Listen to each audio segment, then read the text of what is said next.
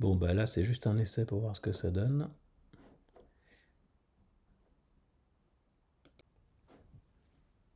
Bonjour à tous.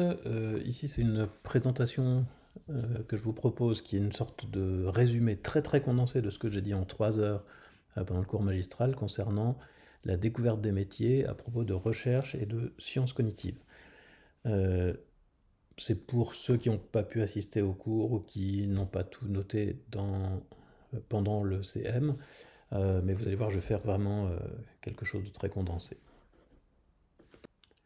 Bonjour à tous, voici un résumé, une version ultra condensée du cours de 3 heures, du cours magistral de 3 heures qui a eu lieu dans le lieu de découverte des métiers à propos de sciences cognitives et de recherche. Donc je vais vous parler à la fois des métiers des sciences cognitives et des métiers de la recherche en psychologie en général, pas seulement pour les sciences cognitives. Personnellement, je suis chercheur en sciences cognitives, on pourrait dire, et donc je déborde un petit peu des deux côtés sur ce que je fais personnellement.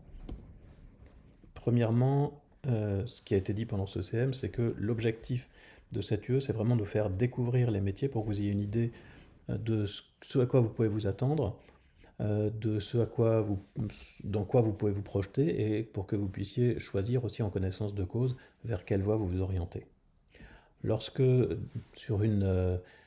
avec un logiciel d'intelligence artificielle qui reconstitue des fausses photos à partir de requêtes, j'ai tapé laboratoire de sciences cognitives, voilà ce que j'ai obtenu. Et alors c'est assez amusant parce que c'est en fait assez réaliste. On imagine souvent, quand on parle de laboratoire de sciences cognitives, quelque chose avec une IRM ou du matériel. Et en réalité, le quotidien des chercheurs en sciences cognitives, en psychologie en général, ça ressemble au moins autant, disons, à ce que vous voyez ici, c'est-à-dire un bureau, un ordinateur et un tableau blanc, parce que la plupart du travail de recherche, en tout cas, ça consiste essentiellement à écrire, lire des articles, échanger avec des collègues par mail, etc. Ceci dit, il y a aussi des laboratoires, et là vous avez deux images qui sont tirées de laboratoires de sciences cognitives, donc c'est aussi des choses qui existent, mais c'est sans doute moins prégnant et moins fréquent que d'être devant son bureau à son bureau devant son ordinateur. Alors, première partie abordée dans le cours magistral, qu'est-ce que les sciences cognitives? Pour avoir pas mal de détails, vous pouvez regarder la conférence, au moins le début de la conférence de Franck Ramu, qui est aussi sur Moodle. Vous avez le lien, et puis vous retrouvez la conférence complète aussi sur YouTube si vous le souhaitez. Mais pour résumer, les sciences cognitives, c'est un ensemble de disciplines qui travaillent ensemble, ou c'est l'étude interdisciplinaire de l'esprit humain. Donc l'objet d'étude des sciences cognitives, c'est l'esprit humain, c'est-à-dire que c'est le même que la psychologie. La différence avec la psychologie, c'est que ça emprunte à d'autres disciplines que la psychologie, comme la philosophie, les mathématiques, l'informatique, etc.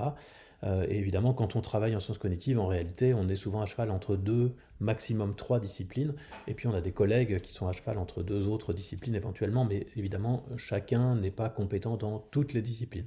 Voilà, moi, par exemple, je me trouve à cheval entre psychologie et mathématiques essentiellement, et c'est dans ces disciplines que j'ai des compétences.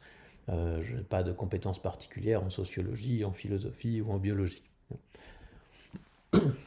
Voilà une diapositive qui peut un peu résumer ce que c'est que les sciences cognitives.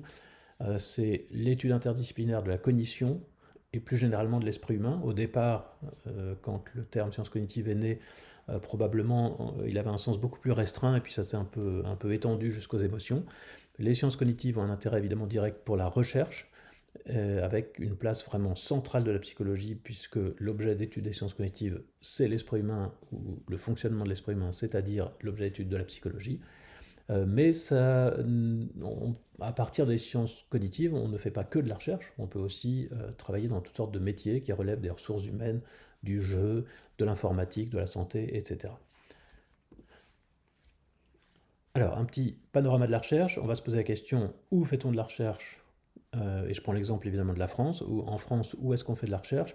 Il y a plusieurs endroits, évidemment vous pensez à l'université, mais il y a aussi le CNRS, l'INRAE, l'INSERM, CEA, qui sont des organismes de recherche nationaux, et au total, peut-être que déjà parmi ces quatre-là, vous ne les connaissez pas tous, mais au total, il y en a 26, donc c'est quelque chose d'assez répandu. Je vous donne quelques exemples. CNRS, Centre national de la recherche scientifique, CEA, Commissariat à l'énergie atomique, où il y a des chercheurs en sciences cognitives, même si évidemment le principal travail au CEA, c'est de travailler en physique nucléaire, mais il y a aussi des gens qui travaillent en sciences cognitives au CEA. INSERM, c'est l'Institut national de la santé et de la recherche médicale. Institut national de recherche pour l'agriculture, l'alimentation et l'environnement, INRAE. IFREMER qui travaille sur l'exploitation de la mer. Voilà quelques exemples d'organismes nationaux parmi les 26 où on fait de la recherche. Il y a évidemment aussi les universités, donc vous voyez ici par exemple une photo de l'université de Metz. Dans les universités, il y a des laboratoires, mais il n'y a pas que les universités où on fait de la recherche et de l'enseignement, vous avez aussi les grandes écoles. Ici par exemple c'est une photo de l'école normale supérieure, mais vous avez aussi certainement entendu parler de l'école polytechnique, centrale, du CNAM, etc. Et au total plusieurs centaines d'écoles d'ingénieurs où on fait de la recherche et assez souvent il y a une partie au moins ergonomie, puisque c'est souvent des écoles qui sont destinées à préparer des métiers de l'ingénierie dans l'entreprise où l'ergonomie est importante. Vous avez aussi des fondations, comme ici par exemple l'Institut Pasteur, et puis vous avez aussi des instituts qui sont cofinancés, qui sont mi-publics, mi-privés, comme ici l'Institut du cerveau et de la moelle épinière, où on fait aussi beaucoup de recherche. Tout ça c'est en partie public, mais il y a aussi évidemment toute une partie de la recherche qui se fait dans le privé, même si c'est moins évident peut-être. Et pour vous donner un exemple, parmi les gens qui travaillent à développer des téléviseurs, par exemple, il y a toute une partie recherche et développement où des chercheurs essayent de comprendre comment les gens perçoivent les images et quels sont les critères les plus importants à prendre en compte quand on veut faire des téléviseurs qui plaisent aux utilisateurs. Dans la recherche publique, au total, toutes disciplines confondues, on est à peu près à 180 000 chercheurs et dans la recherche privée aussi. C'est-à-dire qu'en fait, il y a à peu près autant de chercheurs dans le privé que dans le public. C'est quelque chose qui peut peut-être surprendre. Après, je n'ai pas les données là sur les différentes disciplines, donc je ne sais pas si c'est réparti pareil. Évidemment, parmi les 180 000, il n'y a pas que des psychologues. Mais voyez que c'est quand même quelque chose d'assez important, puisqu'on est à 360 000 chercheurs au total en France. Qu'est-ce qu'il y a comme métier dans la recherche publique? Parmi les métiers, vous avez le métier de doctorant. Donc, quand vous êtes en train de préparer une thèse, c'est un vrai contrat de travail de 3 ans. Ça, c'est une nouveauté par rapport à ce qui se passait autrefois, où on considérait les doctorants comme des étudiants. Maintenant, on les considère comme des travailleurs, des chercheurs, et ils ont un vrai contrat de travail de 3 ans. Il y a d'autres métiers qui sont en général des métiers d'enseignants-chercheurs, et avec essentiellement 2 niveaux qui sont maître de conférence et professeur d'université, qu'on retrouve au CNRS. Alors au CNRS, on a 2 types de métiers. La différence entre le CNRS et l'université, essentiellement, c'est qu'au CNRS, la plupart des gens font que de la recherche, alors qu'à l'université, c'est recherche et enseignement.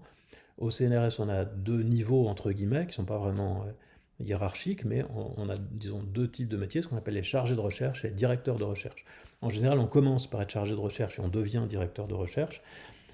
C'est considéré comme plus avancé, mais la différence principale, c'est qu'un chargé de recherche, sa mission est de produire véritablement de la recherche, tandis que le directeur de recherche a aussi et surtout peut-être un travail d'encadrement de recherche, c'est-à-dire qu'on attend de lui qu'il soit directeur d'équipe et qu'il supervise en fait plusieurs chercheurs et des recherches, ce qui évidemment a un coût, et le coût c'est qu'en général les directeurs de recherche ont moins de temps, et certains s'en plaignent, pour faire eux-mêmes de la recherche.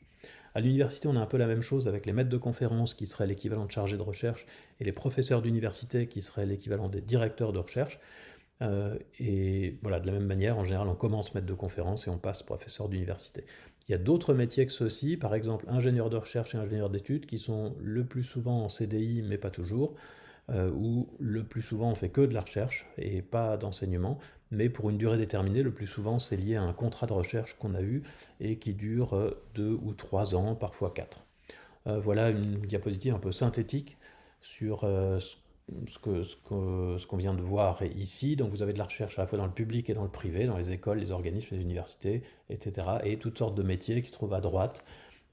IE, c'est ingénieur d'études, IR, ingénieur de recherche, doctorant, maître de conférence, professeur d'université, chargé de recherche, directeur de recherche. Tout ça sont des métiers du monde public où on fait de la recherche. Je vais me préciser un petit peu plus sur l'université, puisque c'est ce que je connais le mieux, et vous raconter un peu de manière beaucoup plus pratique comment ça se passe. Le recrutement, après avoir soutenu une thèse, ce qui en général est vraiment une formalité. À partir du moment où vous avez réussi votre thèse, c'est-à-dire si on vous autorise à la soutenir, vous l'avez, hein, en gros. Donc la difficulté de la thèse, c'est pas la soutenance, c'est les 3 ans où vous travaillez sur un sujet très précis pendant toute la journée, tous les jours.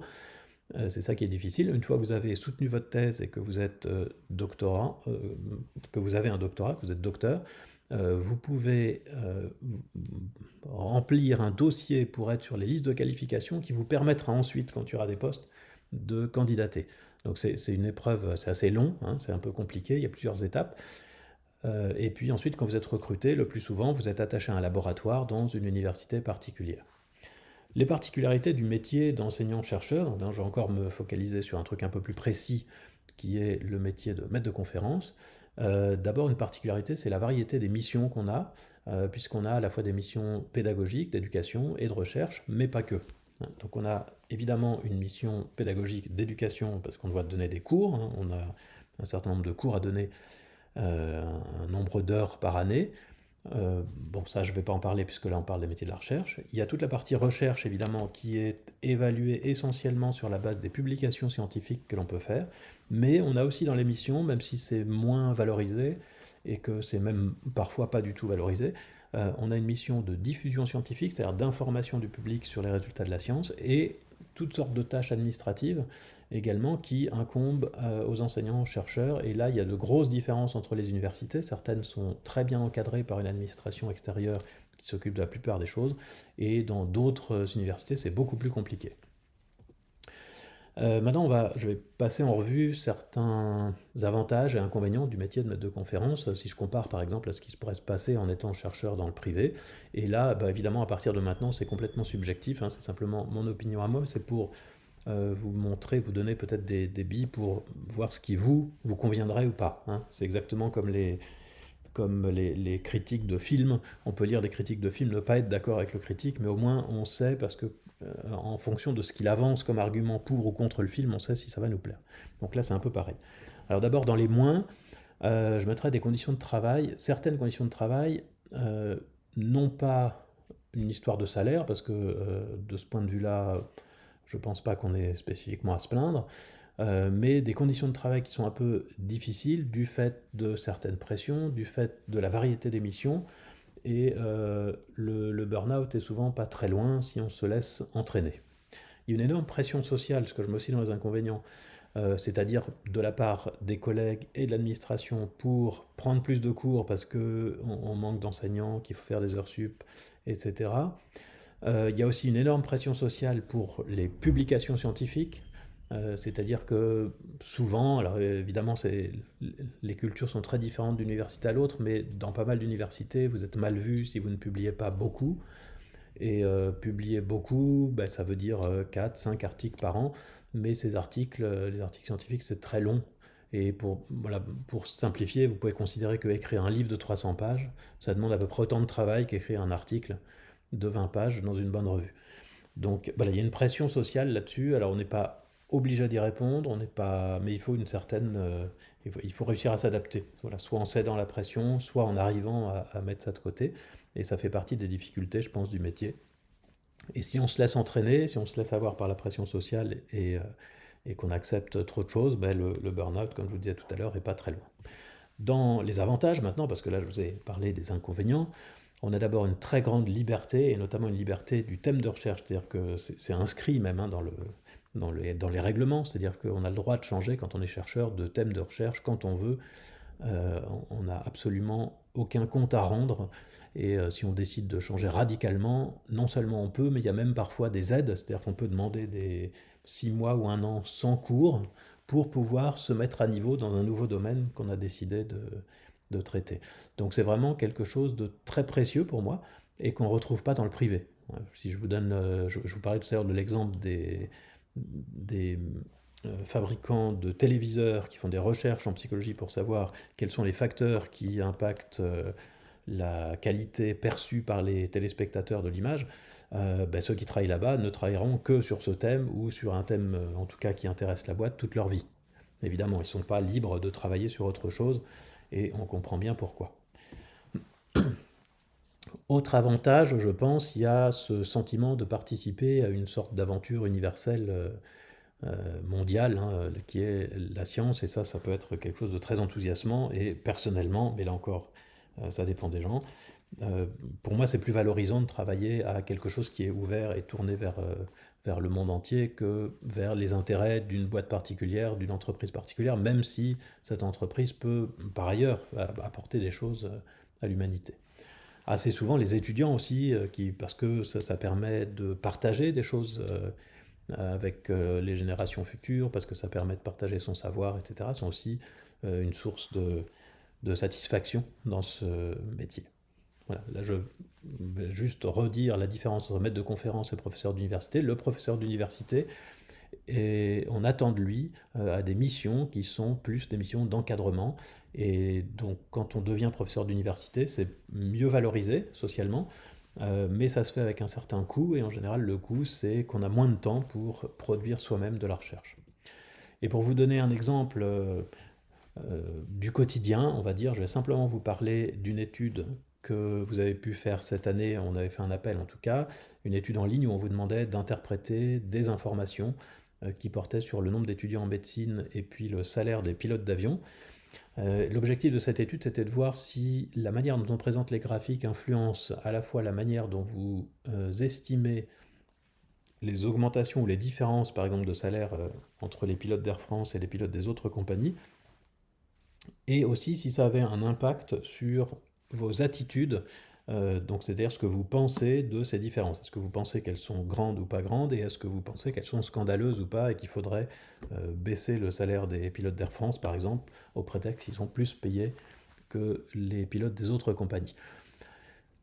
Pour faire cette étude, et donc les études, vraiment, on pourrait dire, c'est l'unité de base de ce qu'on fait en recherche. Une étude, un article si on peut, voilà, c'est ça vraiment la chose principale. Il n'y a pas que ça, hein, on va aussi dans des conférences, présenter nos travaux, échanger avec des collègues, etc. Mais le plus long, le plus difficile sans doute, c'est de réaliser ces études. Et donc, voilà, je vous raconte un tout petit peu comment ça se passe. Pour cette étude, par exemple, si on fait tout comme il faut, on doit commencer par rédiger un projet très précis en expliquant tout ce qu'on va faire, les questions qu'on va poser aux gens, si ça va être sur Internet, etc. On doit ensuite passer devant un comité d'éthique, et ça prend parfois des mois, qui va évaluer si ce qu'on attend comme retour de cette étude en vaut la chandelle, c'est-à-dire est-ce que le fait de déranger des gens, de leur demander de participer encore à une étude et de leur faire perdre 20 minutes, ça vaut le coup pour ce qu'on veut trouver. Et si ça passe le comité d'éthique, ensuite, quelque chose qui est recommandé, même si ce n'est pas toujours fait, c'est de déposer le projet sur un site où on ne pourra plus y toucher pour bien dire voilà ce qu'on avait comme idée avant de commencer le projet, et c'est ça qu'on va tester. Ensuite, on réalise l'étude, ce qui prend encore du temps, et puis ensuite, il y a la rédaction de l'article qui prend très souvent plusieurs mois, et puis la soumission, donc on l'envoie à des revues scientifiques qui mettent du temps à nous répondre, qui nous demandent très souvent des changements, et en gros, entre le moment où on a l'idée de l'étude et le moment où l'article est publié, on peut compter au minimum un an, et parfois ça va jusqu'à 4 ou 5 ans. Voilà, c'est le temps de la recherche, et donc ça vous laisse aussi voir que en recherche, alors c'est très enthousiasmant parce qu'on fait des choses nouvelles que personne n'a jamais fait avant, et on fait vraiment avancer la connaissance humaine, donc ça c'est vraiment le côté, pour moi, le plus agréable, mais d'un autre côté, voilà, tout est très lent, et donc on n'avance pas très vite, les études prennent du temps, il faut les préparer, les publications prennent beaucoup de temps aussi, et donc voilà, il ne faut pas être pressé en recherche, et puis à chaque fois, ce qu'on a apporté, c'est toujours un tout petit plus dans la connaissance humaine, mais quand même, on a apporté notre contribution, et c'est ça que je trouve merveilleux. Voilà, c'était le résumé en 18 minutes du cours de 3 heures. J'espère que ça sera utile à certains d'entre vous.